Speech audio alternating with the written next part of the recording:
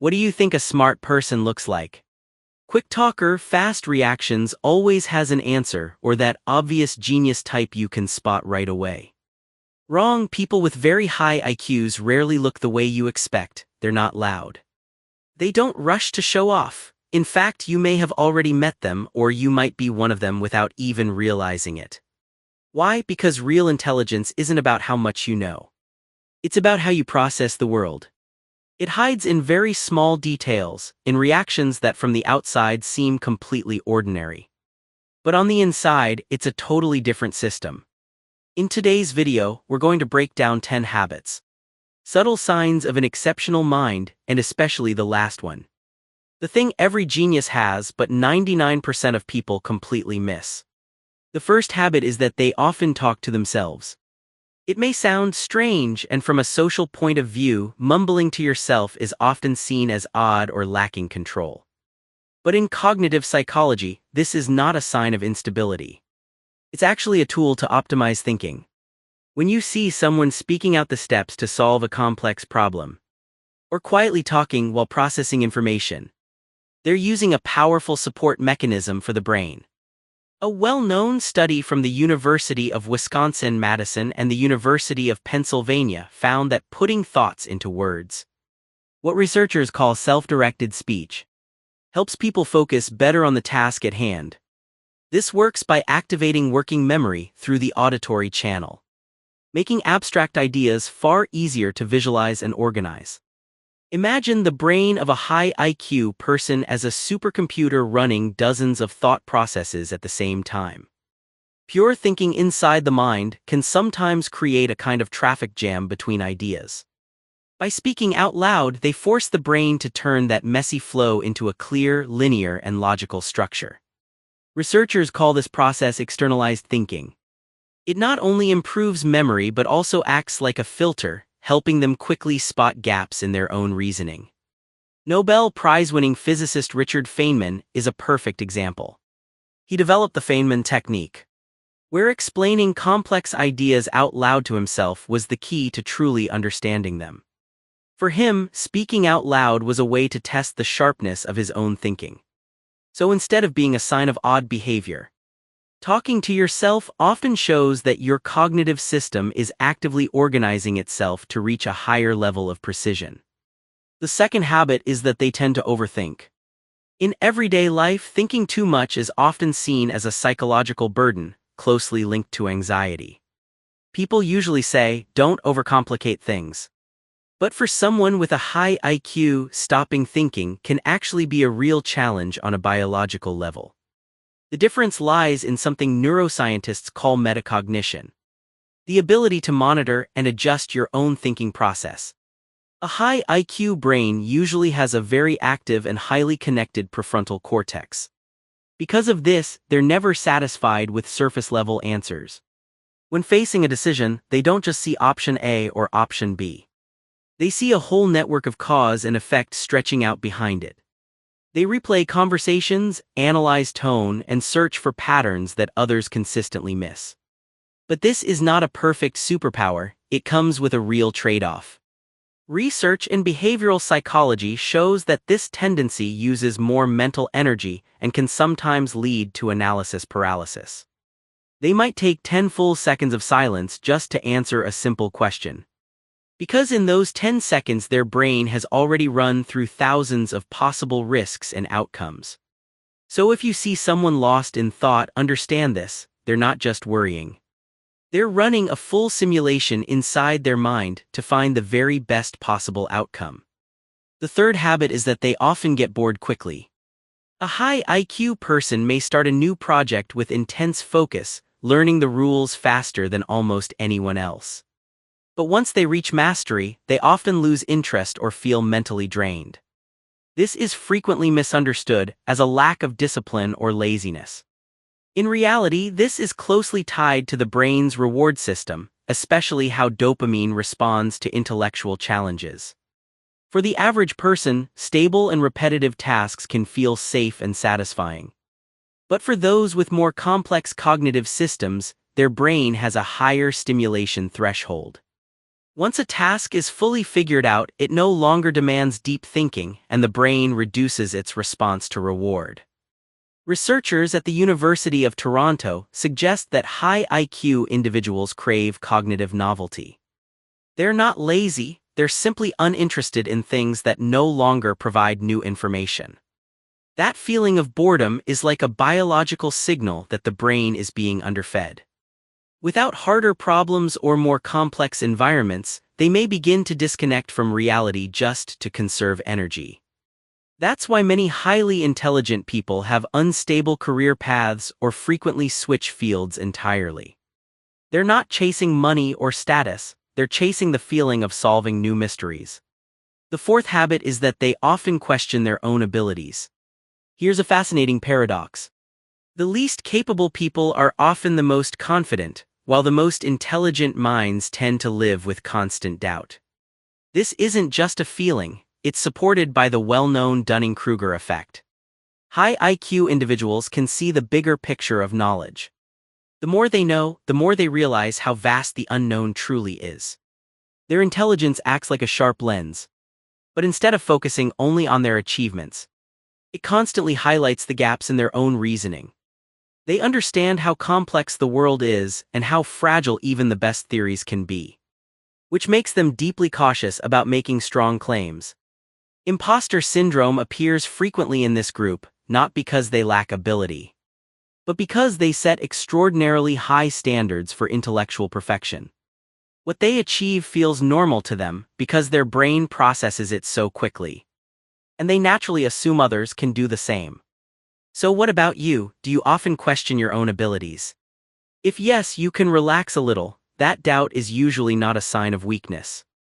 It's a sign that you're aware enough to see the true scale of knowledge. The fifth habit is that they tend to be more active at night.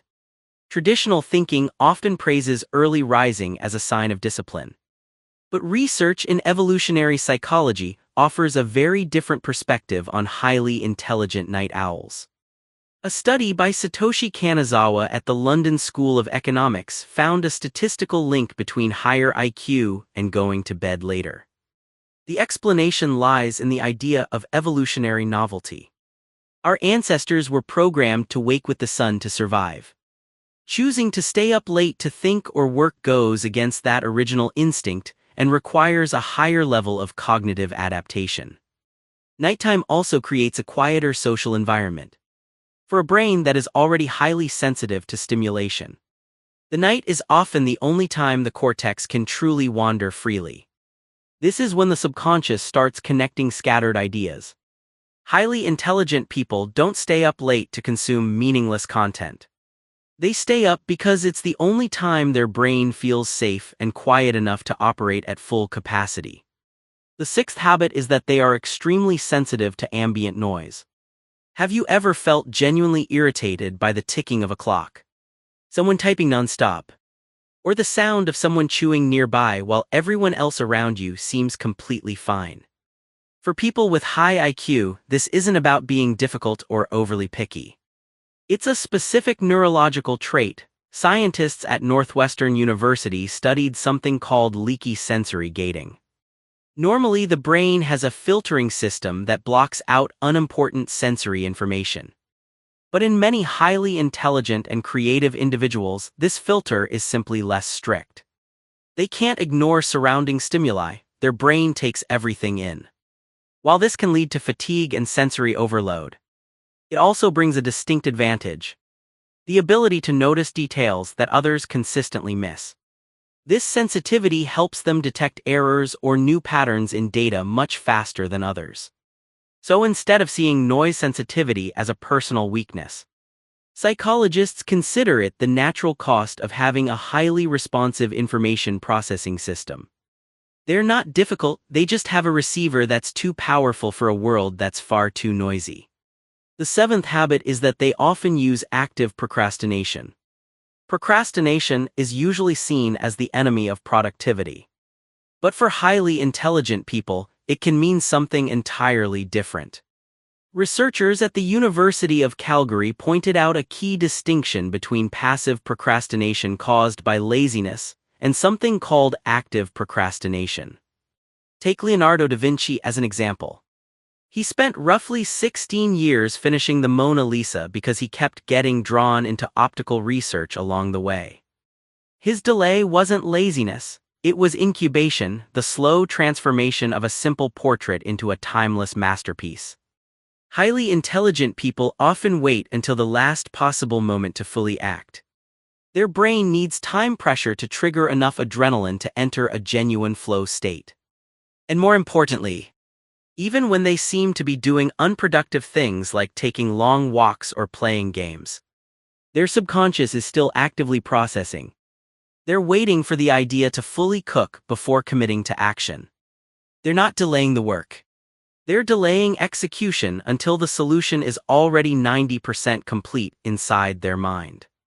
The eighth habit is that they have a selective memory and can be surprisingly forgetful. Many geniuses can recall thousands of digits of pi, but cannot remember where they put their keys.